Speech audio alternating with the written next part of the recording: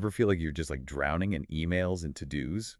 I mean, seriously, is it even possible to get everything done these days? Tell me about it. The struggle is real. And just when you think you've mastered the latest tech tool, bam, something new pops up. It's true. It's like a never-ending game of catch-up. And speaking of game changers, today we're diving into something huge, AI, and what it means for, well, pretty much everyone with a job, including us. This is big. I mean, we've been hearing whispers about AI changing the game for years, but now it feels like things are really, really happening. Exactly, and we've got a stack of reports here from some heavy hitters, Microsoft, IBM, McKinsey, BCG, and they're all saying the same thing. AI, and this generative AI thing in particular, is not just some futuristic fantasy anymore. Right. It's here, it's real, and it's already changing the way we work, whether we realize it or not. So let's break this down. We're talking about a whole new era of work powered by AI. Hmm. But what does that actually mean? What does that look like in practice? It's a good question. Well, I think the easiest way to wrap our heads around it is to think about the sheer scale of what's happening. I mean, McKinsey's reporting that a whopping 72% of organizations have jumped on the AI bandwagon just this year. 72%. Are you Yeah. serious? That's huge. Yeah, it's a massive leap from the 50% we were seeing in previous years. It seems like everyone and their dog is suddenly investing in AI, and it's not just limited to Silicon Valley either. So true. I mean, when was the last time you went to a conference or read an industry report that didn't mention AI at least once? Right. It's everywhere. We're talking marketing, finance, even those traditionally slower to adapt fields like legal and R&D are jumping on board. It's like AI is the new electricity. It's becoming essential, right? But okay, let's get down to brass tacks here. What does this actually look like in our day-to-day work lives? Can you give me an example? Oh, absolutely. Imagine this. You're drowning in emails, like we were just talking about. I mean, who isn't, right? Yeah. But instead of spending hours sorting through them, your inbox is magically summarizing those lengthy messages, highlighting the key points. Wait, hold on. Is that even a thing? Oh, yeah. It's happening. Tools like that are already out there, and they're only getting smarter. Or, picture this. You need to create a killer presentation. Don't we all? I swear I spent half my life making slides. Right. But now, instead of spending hours agonizing over every little detail, you fire up this AI-powered tool and boom! It helps you whip up a presentation in a fraction of the time, complete with visuals that would make even the most design-challenged person look like a pro. Okay, that's kind of amazing. It is, and that's just the tip of the iceberg.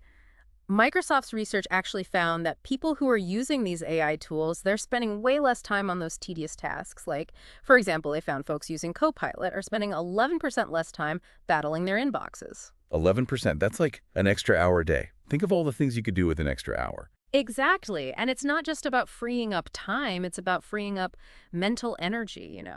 Because when you're not bogged down by busy work, you can actually focus on the stuff that really matters. The strategic thinking, the creative problem solving, the big picture stuff that gets you excited about your work. Okay, so AI is like having a super efficient assistant who anticipates your needs and swoops in to help you conquer those mundane tasks. I can get behind that. But what about meetings? I feel like meetings are just a fact of life, no matter how much AI we throw at them. Well, even meetings aren't immune to the AI revolution. Microsoft actually dove into the world of meetings and found some really intriguing trends.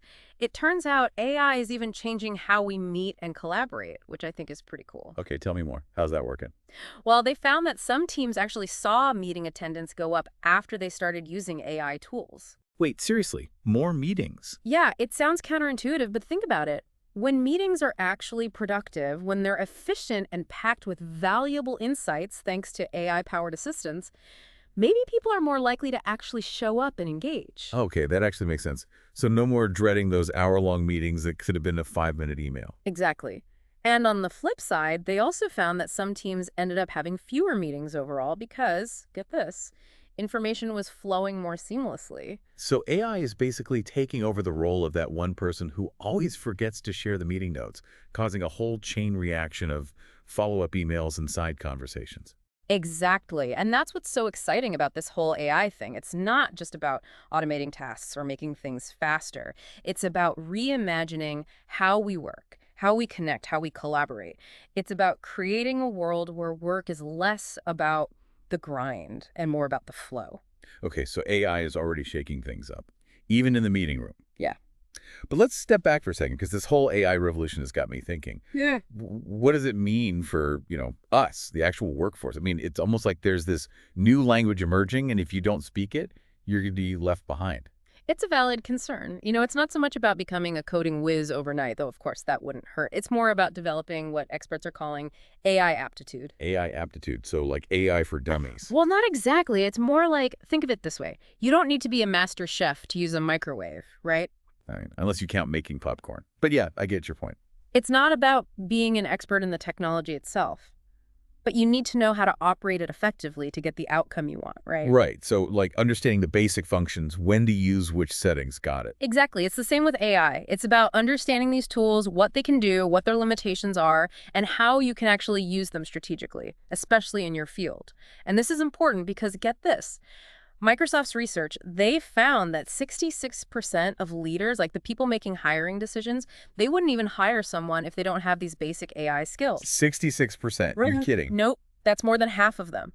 So it's not even about having this amazing resume anymore. You need to be AI savvy. It's like a must-have, like knowing how to use email. So it's like AI skills are the new black. Right. Everybody needs them.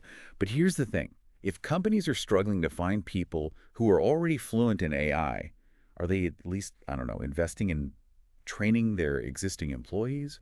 Are they helping people catch up? That's the million-dollar question, and, well, the answer's a little iffy. Here's the thing. A lot of companies are all about that AI-first hiring strategy, but they're not putting their money where their mouth is when it comes to actually upskilling their current workforce. Wait, really? That's kind of a disconnect, isn't it? Yeah. Microsoft's Work Trend Index found that 45% of executives, they're not exactly jumping at the chance to invest in AI tools or training for their employees, which I think is kind of crazy. And globally, it's even more of an issue. Only 39% of people who actually use AI at work have gotten any formal training from their company. Wow, that is a big gap. That's a missed opportunity, if you ask me. It is. And this is where things get interesting. The people who are proactive, who go out and actively learn and master these AI tools, those are the people who are going to be leading the pack. They're the ones who be shaping the future. So it's like those who don't learn, well, they get left in the dust. Pretty much. So we've covered the what and the how, but I think it's time to address the elephant in the room. Or should I say the robot in the room? Yeah, let's do it. Okay, so we've talked about what AI is, how it's changing things, and the skills we need. But now for the big question. How do we make sure we're the ones in the driver's seat, and not the robots? It's a million-dollar question, isn't it? Nobody wants to see those sci-fi movies become a reality. Exactly. We want AI to empower us, not overpower us. Right, finding that balance, that's the key. And honestly, it's something that everyone's still trying to figure out. It's like we're writing the rule book as we go along, which is kind of exciting and terrifying all at the same time. Totally. But speaking of exciting, Microsoft's been doing a ton of research on this, and they've actually identified a really interesting group of people. They call them AI power users. AI power users? Yeah. Sounds kind of intense. Like those people who spend all their time in the metaverse. Not quite. But it's people who are really diving headfirst into AI, experimenting with all the new tools, and pushing the boundaries of what's possible. And here's the interesting part. They're the ones who are actually seeing the biggest benefits. Makes sense. It's like those people who really got the internet early on, They weren't afraid to experiment, and they ended up reaping the rewards. Exactly. They saw the potential before anyone else. And that's what these AI power users are doing. They're not just passively using the technology, they're actively shaping how it fits into their work. And as a result, they're seeing huge gains in productivity and creativity. Okay, so to be an AI power user, do I need to, go back to school for computer science? Not necessarily. That's the beauty of it. It's not about having some crazy technical skills. It's more about mindset. It's about being curious, being willing to try new things, and being okay with not having all the answers right away. So it's like learning a new language. Totally. It might seem a little overwhelming at first, but the more you immerse yourself, the easier it becomes. And eventually you become fluent. Exactly. And the cool thing is, the more you experiment with AI, the more you develop this intuition for what it can do. And that's when things get really interesting, according to this section AI proficiency report I was looking at, because that's when people start going beyond those basic AI uses, like scheduling meetings or sending emails. They're using AI for things like analyzing data, brainstorming ideas, even creating content. Wow, it's like having a superpowered brainstorming buddy. Right. And that's what I love about AI. It's not about replacing human creativity, it's about amplifying it. So it's more like a partnership. Like AI is the Robin to our Batman. Exactly. And it's not just individuals who are embracing this AI shift. Entire companies are too. That IBM study we talked about, it highlighted how CEOs are literally rewriting their playbooks.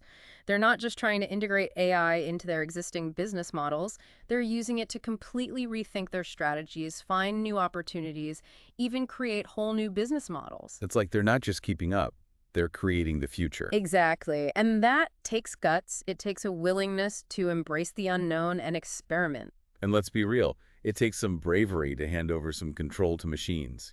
Absolutely. But it's not about blindly trusting the machines. It's about learning how to work with them, how to leverage their strengths while still using our own human judgment and intuition. Because at the end of the day, AI is just a tool, right? It's up to us to use it wisely. Couldn't have said it better myself. So as we wrap up this deep dive, I have a question for our listeners, something to think about.